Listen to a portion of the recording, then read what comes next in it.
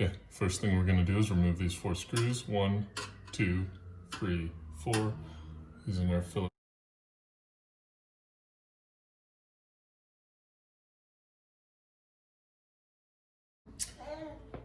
Go ahead and pull this top piece off. Okay, now that we have access to the PID, we're going to go ahead and remove the 4 wires from the back with our small flathead screwdriver. Make sure you take a picture of these so you know the order that they go in. Also, seeing as though there's 2 black wires, I'm going to label this first wire here with a piece of painter's tape. So go ahead and loosen this terminal.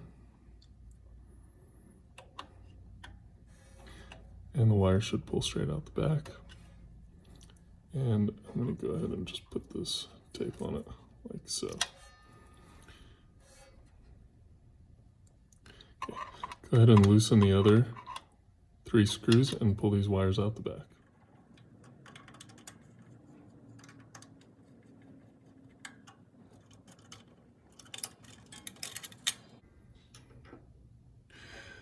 Okay, next, take your snips.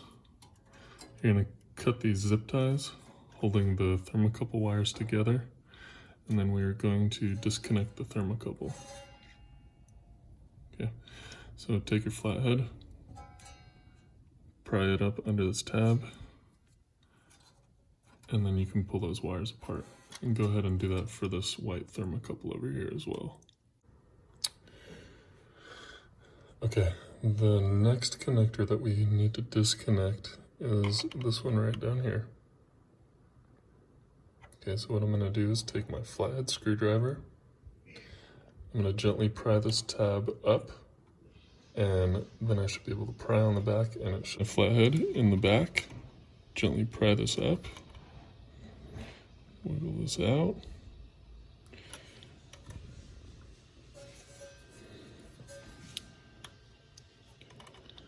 Pry this up,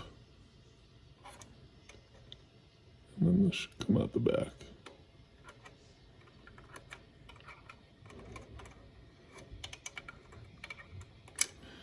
Just like that. Now all the wires are disconnected. We're going to remove these 2 screws right here. One there, one at the bottom, and then this whole thing should slide out.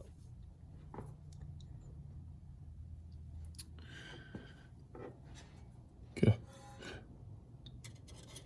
Lastly, we are going to remove these 2 screws holding the PID to the machine.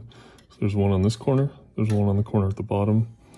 It is a little tough to get in there with the screwdriver, so if you have, you know, a ratchet with just a size 0 Phillips head bit on the end, that'll make it a little easier. So go ahead and unscrew these 2.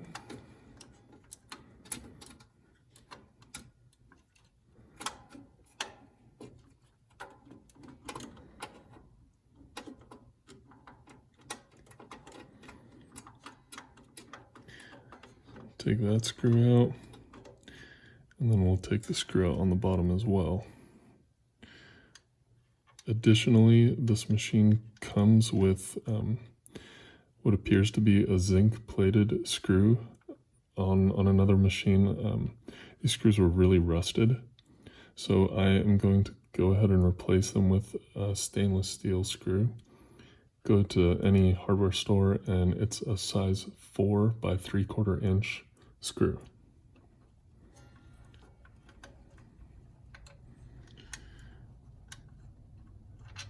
Okay, and once those are both out, the PID will just pull out the front.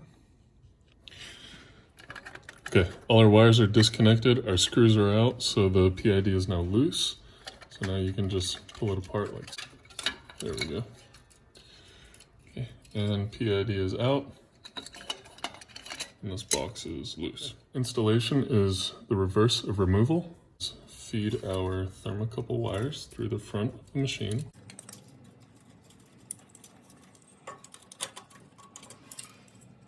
Feed them through our little plastic case.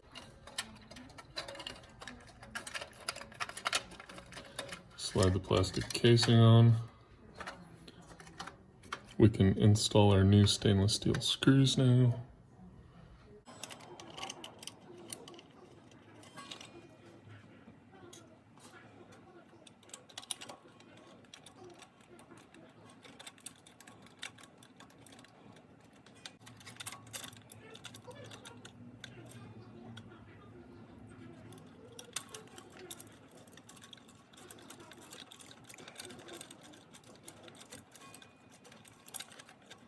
My screws are tight, so this is in there nice and tight now, nice and snug. And then all we're gonna do is plug everything back in where we took it out. Okay, you can see the tab on one side. You can see that the other side kind of has these two notches. So line up the tabs, plug those in.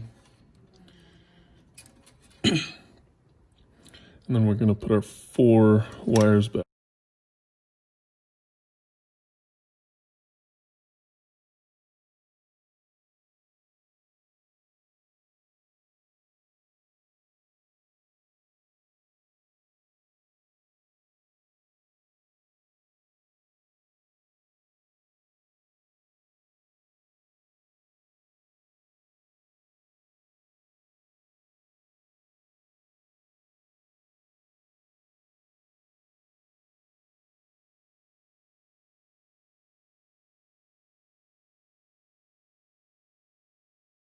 Okay, and I kind of give them a gentle pull just to make sure they're all in there securely.